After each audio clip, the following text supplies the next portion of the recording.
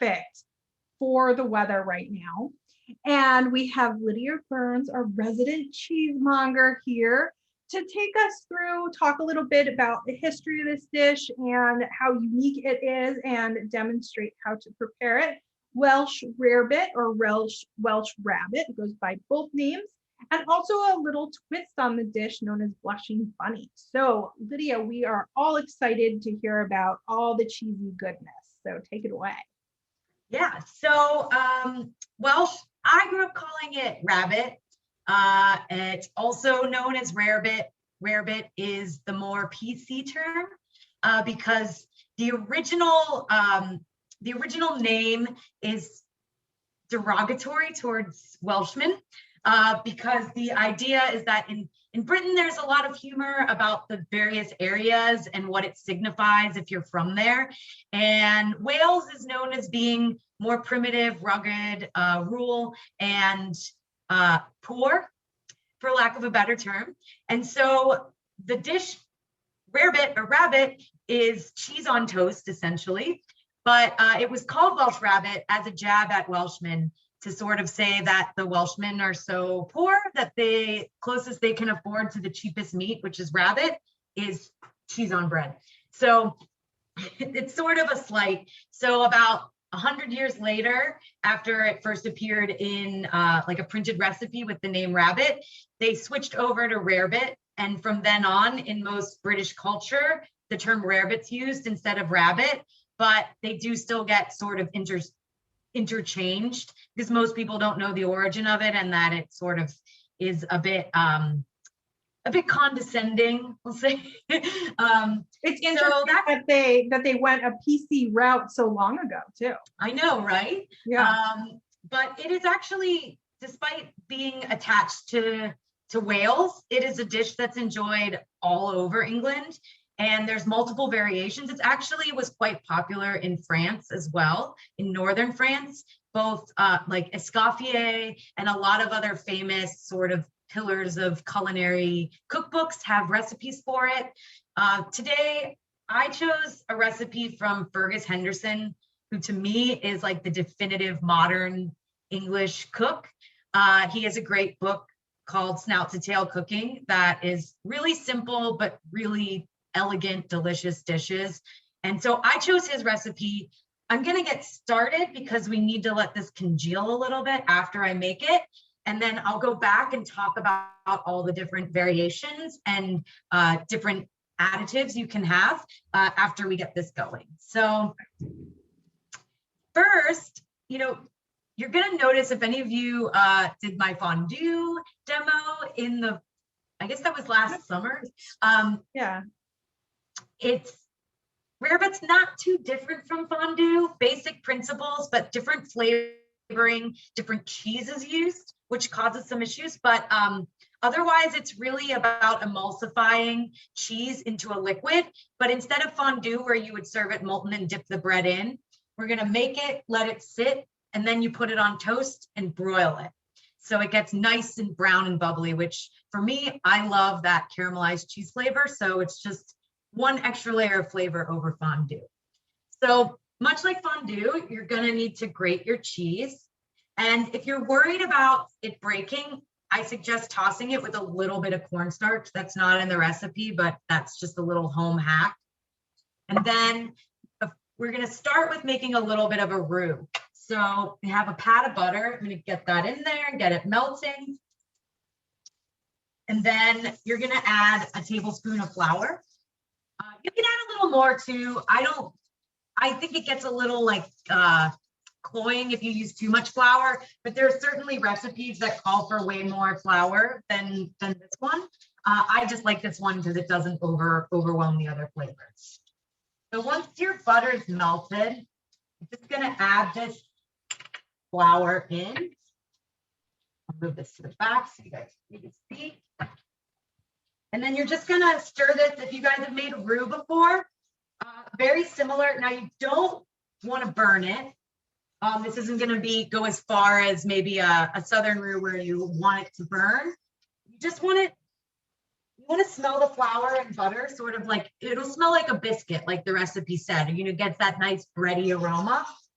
without it starting to turn too brown. I don't know if you guys can see, but I actually am having the recipe because this is still 8 ounces of cheese, which is a half a pound. So this will be plenty for me for the next 2 days until I can dig my car out. Then once you get the roux going, you're gonna add the seasoning. So in this case, I'm doing the dry mustard, which Coleman's is the brand you're gonna find most commonly, but there are other brands. And if you like mustard flavor, this is gonna revolutionize your life. It's great in Rabbit, but you can really add it to all sorts of things. It's and then there's a little bit of, I used some, it calls for cayenne, but I used a Spanish pimenton, same idea. So then, once you get that going, it calls for a stout, this recipe. I couldn't find a stout at my store, so I got a porter, but a porter is quite close. You want something nutty. I find the darker beers add a little bit more flavor than if you use an ale. But really, you could use any beer you like if you prefer maybe a lighter lager flavor. But I do really like the nuttiness of the brown. So we're gonna do a splash of Worcestershire. Super important. I highly recommend this one, made in Wisconsin. If you ever see it, it's Colonel Pabst. I'm a big Chex Mix fan, so I love my Worcestershire. This one has a ton of flavor, but wheat parents is great too. You know, you can find that those phrases. So then we have this sort of hot liquid, and much like fondue, you're going to just start adding the cheese. Typically, the recipe, I do it in handfuls so it congeals nicely instead of adding it all at once. Sometimes you'll get some breakage. This is Coleman's. You can see the label, Coleman's mustard. So you're just gonna stir it constantly. You don't want the heat too high, like low, high, low to medium. And you just keep stirring. I'm gonna add my next handful. So we have one question. Would a liquid mustard work the same, or should the powder be used? The recipes mostly call for the powdered mustard. It does have a different flavor, but I have certainly made it before just using a teaspoon of Dijon. If I don't have it, it will work. Sometimes it's a bit grainy, but like it might add a little bit of coarseness to the mixture, but it's you know, it should give you that flavor, which is what you want.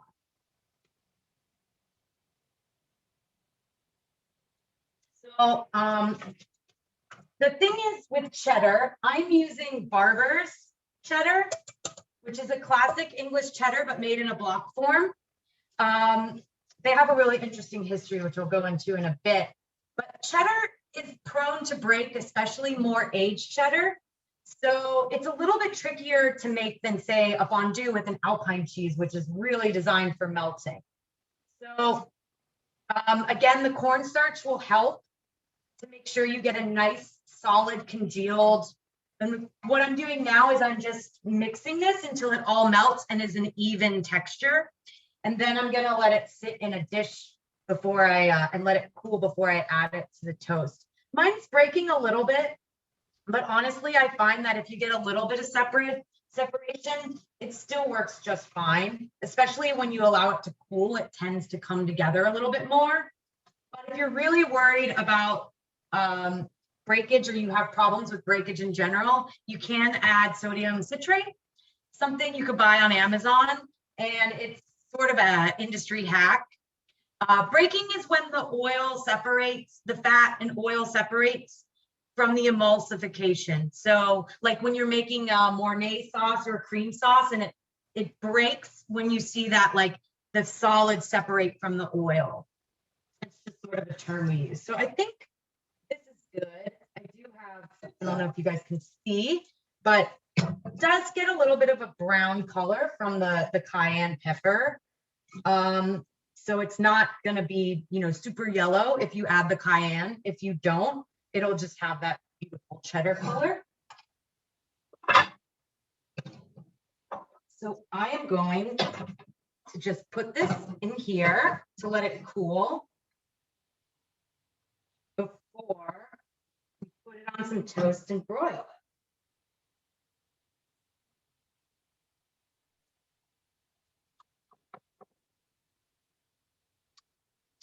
All right. So now I'll let that sit a little bit. I'm gonna fire up my broiler. So this works really good if you have a gas broiler on the top of your oven. I do. It's very important to me as a cheese person to have a good way. I didn't use a specific pan. I actually just used my cast iron fondue pot.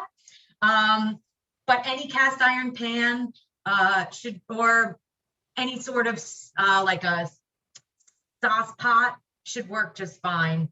It doesn't necessarily have to be non-stick. It doesn't hurt, but in the case of this one, it's cast iron. So cast iron isn't necessarily naturally non-stick. So it's not like super. It doesn't really matter what pot you use. It's pretty forgiving. But I mentioned before, so there's, as you saw from me making this, there's several components to Rarebit or Rabbit, and they kind of vary from recipe to recipe. So you can really kind of customize this to how you like it. You just need to know the fundamentals of what goes into it. So obviously the cheese is the most important part in my eyes. And traditionally recipes tend to call for cheddar. And that's because that's the most commonly available English hard cheese. Traditionally, this dish was probably made with cheeses that are harder to find here, something like a double Gloucester or Cheshire or Lancashire. These cheeses are slightly less acidic than cheddar and they melt better. So again, kind of helps with that breaking issue. But the thing is with cheddar is it has so much flavor, which is why people want to use it. It's just a little bit trickier because of that. The more aged it is, the more likely it'll separate.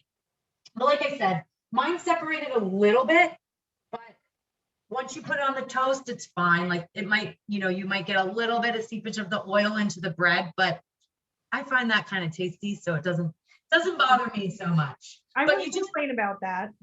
Yeah, but you just want to make sure that it's not a ton of seepage. If there's a little bit at the corners, really not a big deal. So first you add the cheese, and then, the roux element is in most of them. Some recipes take it a level up, and the roux kind of turns into more of a cream sauce. So they'll add either milk or cream. And this is because you need some liquid to break up the cheese. In my case, I used beer, the dark beer. There's also a lot of recipes that call for ale, so a lighter beer. Again, I like the nuttiness of the darker beer, but that's really up to you. If you prefer like maybe doing a hoppy beer, get a little hop flavor in there, definitely experiment. And then there's other recipes that for the liquid will also call for, say, port or some even have brandy or a more fortified spirit in it. The port's really tasty. It definitely gives it a little bit more of a fondue vibe because you get those more deep wine notes. But again, you can kind of play around with it. If you look up recipes, there's so many variations. So Lydia, if your sauce breaks, what should you do? Well, unfortunately, when it breaks, there's not really a lot you can do to fix it. So that's why I recommend using the cornstarch with the cheese, or if you really have problems with it, getting that sodium nitrate. It won't go bad, and you can, or sodium citrate, sorry, and you can use that in anything. But the problem with a sauce is once it breaks, you can't bring it back together. So I think, like I said, the cornstarch really helps. You'll get a little oilage seepage, like at the corners. I have a little bit, but it really isn't too big of a deal. And then, once you have your liquid, your roux, your cheese, then there's some amount of fat that's usually added to this. So again, if you're making more of the Mornay, this is where the cream comes in, or the milk. In my instance, I did a traditional roux, so butter. For me, butter is always best. But also several dishes call for the addition of eggs or egg yolks. I'm not a super big fan of that because I like the cheese to really sing, but I have friends who that's sort of their go-to breakfast. They add the eggs to it, and it makes it more of like a cheesy omelet-like texture. It's a little bit different, but that is also very common. You'll find a lot of recipes that reference that as well. Lydia, when making your sauce, is it better to use a whisk or a wooden spoon for it? I use a wooden spoon because you don't really need to aerate it. You don't need to use a whisk, but if you prefer using a whisk, you can. I just find with cheese, sometimes it gets stuck inside the whisk. So I think a spoon's a little bit easier to use and gets the job done because you're really not trying to aerate it, which usually the whisk is good for. So the spoon is just a little more like you're folding in the cheese. Exactly. Yeah. You're just folding it in. Yeah. You're not like whipping it, You just have to make sure it all melts even. Mm-hmm. And then there's the seasoning. And the seasoning is where a lot of the variations come in. Traditional is always the mustard powder. Some call for paprika, some do not. The Worcestershire is something that, if you like, it's in a lot of recipes. Some recipes edit it out. I'm guessing that person did not like Worcestershire. So again, you can really cater it to your own tastes. There's variations of the dish. English rabbit is when you soak the bread in wine first, and then you pour the cheese on top. You actually then broil the whole thing so the wine kind of cooks into the bread. Red wine, white wine, what are we thinking here? I would think white wine, but I would think white wine too. So, but if it was, I wouldn't be surprised if people use port because the British love port. True. But I would do white wine personally. But if you like red wine will work too. It just kind of depends on, again, what flavor you like. There is. What point do you add the wine? Oh, well, in this recipe, you actually don't add it to the rabbit. You soak the bread in it that we're going to put the rabbit on top of. So I'll be showing you that in a minute. We're just going to let this congeal a little more. But you could use wine in place of beer if you prefer the flavor of wine in the recipe I made.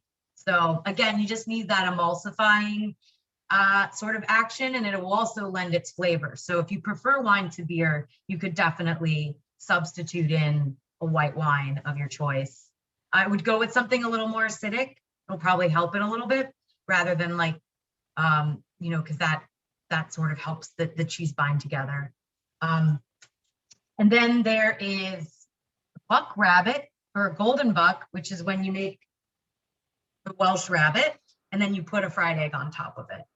So a lot of the variations are you make the same base recipe, but you sort of just edit around it. This is really just fancy cheese on toast. So a little more complicated in that you're making a sauce versus just, broiling a slice of cheese on toast, which is also quite popular in the UK. But then last is the variation that I grew up eating, which is called tomato rabbit, or the much cuter name is blushing bunny. And it's a play on the name rabbit. And it is called blushing bunny because in place of the liquid, so in place of the beer, or in some of these other recipes, the milk, you actually use either a can of Campbell's tomato soup or any sort of tomato soup, or a mixture of tomato paste with a little bit of brandy or sherry, some sort of fortified to just give it a little more liquid. That's how my mom makes it. And we used to grow up eating that on English muffins. And I just liked it because of the name and the cheese. But it's definitely a really classic variation of this. And if you like tomatoes, it's just, you know, cheese and tomatoes are pretty good together. So, and sometimes people will also just put slices of tomato on top of the traditional rabbit, and they call that blushing bunny as well. So again, this is a very, because it's a simple dish, people have really taken it in a lot of different directions, like just based on their own taste. So it's not too hard and fast, these rules. This recipe is a good guideline, but you can really kind of make it your own. So now, let's see. I've got my toast over here. I chose like a really hearty wheat bread, actually from Middlebrow. They make this really great bread in town. If you guys have ever seen their stuff, I'm really into it. But again, you can use whatever you like. Sourdough, maybe more of a traditional baguette. English muffins are also quite popular. I just find sometimes they're a little flimsy. So if you're gonna rebroil it, it can be a little tricky. So get this on here. So I'm just spreading the mixture onto the toast. I'll show you guys when I'm done. And you can really, this is where you can decide how decadent you want to be. Like, do you want a lot of cheese? Do you want a little cheese? I usually do about a 1/4 inch. But if I'm particularly hungry or cheesy, I might go a little higher.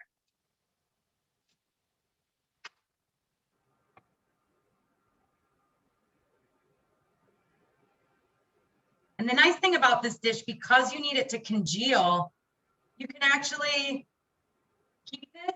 I'm going to keep this, refrigerate it. It's definitely going to be my breakfast tomorrow as well as my meal tonight. So then I just sort of, I don't know if you guys can see, but I just spread it all on top of this toast. And now I'm going to pop it under my broiler to get it nice and bubbly.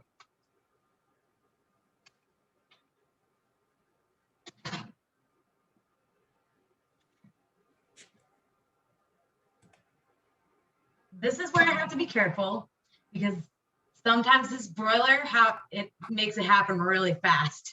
But well, I just love all the different variations that you can kind of, you know, use with this dish, and it makes it, you can really make it personalized, make it what you really enjoy, and actually like probably even play around with it and stuff too. Well, yeah, that's what I was going to say. I mean, I think sometimes we feel very beholden to recipes, but if you start looking up recipes for rabbit, rarebit, you're going to start going crazy because like this one has eggs, but this one has cream. This one says make a roux. This one says doesn't. So, you know, it can be like kind of overwhelming. Like I get in this mode where I'm like, which is the best recipe?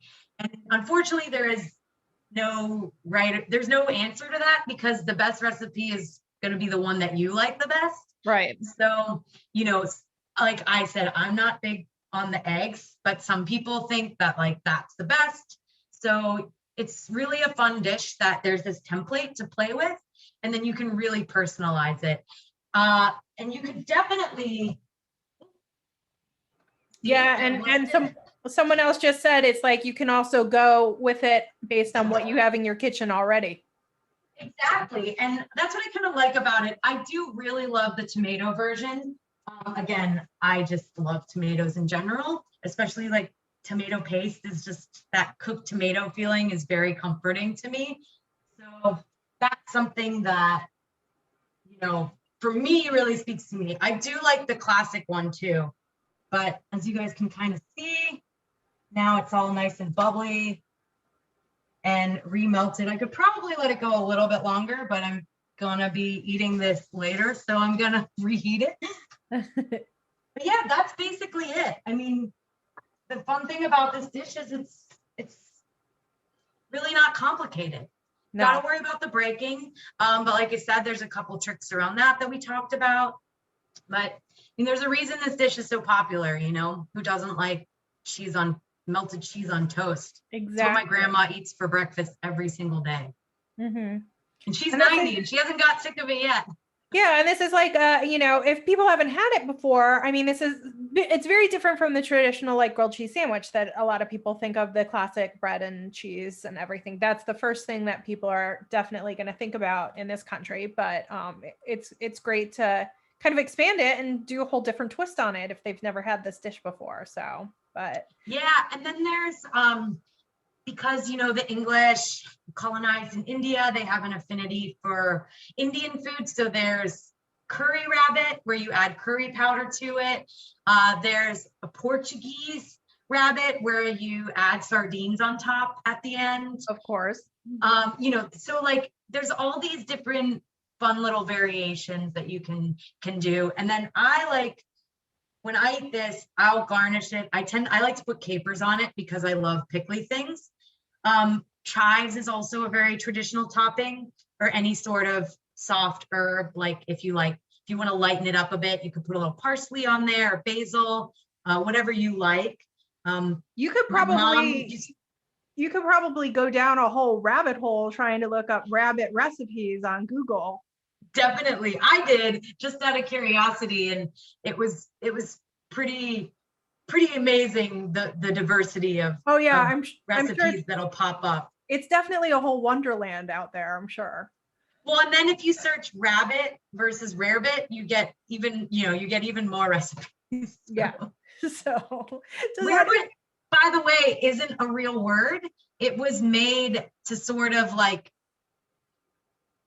to fill in for rabbit because it was similar, but then it sort of takes out that negative connotation. So apparently it's just sort of a made up word for this dish. Okay. Does anyone have any questions on rabbit, rarebit, blushing bunny, rabbit holes, anything? No. Are you guys gonna make this dish? I know the group that's here today. I see. Yeah, I know Asaf's going to. Gemma's going to. I'm pretty sure Renee is going to give a whirl at this one because she does love to get in the kitchen sometimes too. So, and if you guys, I forgot to mention, but the cheese that I use, the Barbers, they're super important in preserving the history of British cheese. And the great thing about Barbers is a lot of the artisanal English cheese we get here is really expensive, but Barbers makes a block cheddar that you can get at Mariano's. You can get it at, like, most Harvest Time has it, like a lot of grocery stores have it. It's really affordable, but super tasty, and it has the English taste, which is quite different from American cheddars, a little more savory, and that has to do with the cultures that they use. And Barbers is actually sort of saved all the artisanal cheesemaking history. Barbers is Barbers, like the last name. I think the cheddar they carry is called Barbers Vintage. But sometimes they have different names, but it'll always say Barbers. But they actually, traditional cheesemaking, much like a sourdough, you have to have a starter, and the starter is made from localized cultures. So the way you build those traditionally is that you leave milk out, after you finish the cheese making, you keep a little milk and you let it sit in a warm area, and then it cultivates all those local souring bacterias. And then you use that as a starter, and every day you kind of add more to it, much like a sourdough, and you cultivate it. And then you use that in the cheese. And so back in the day, everyone made their own bulk starters, and they would sort of, if someone new started, they'd go to their neighbor, and their neighbor would give them some of their starter, and then they would start their own. And these starters are really instrumental in the flavor profile of the cheese. And during industrialization, farmers in England started moving more towards mass-produced cheeses, and they started only buying factory-made cultures and not making their own, because the ones you make yourself are more volatile, but they have way more character. So they started to go away, but Barbers decided that they were going to build a laboratory and a library so that they could preserve all the cultures before they became extinct. So they kept little bits of all of them. And now that there's been a revitalization of small traditional farmstead cheesemaking in England, all of those producers buy their cultures from barbers so that they can use the traditional cultures. I love that. That's like the heirloom seed libraries that have been started too.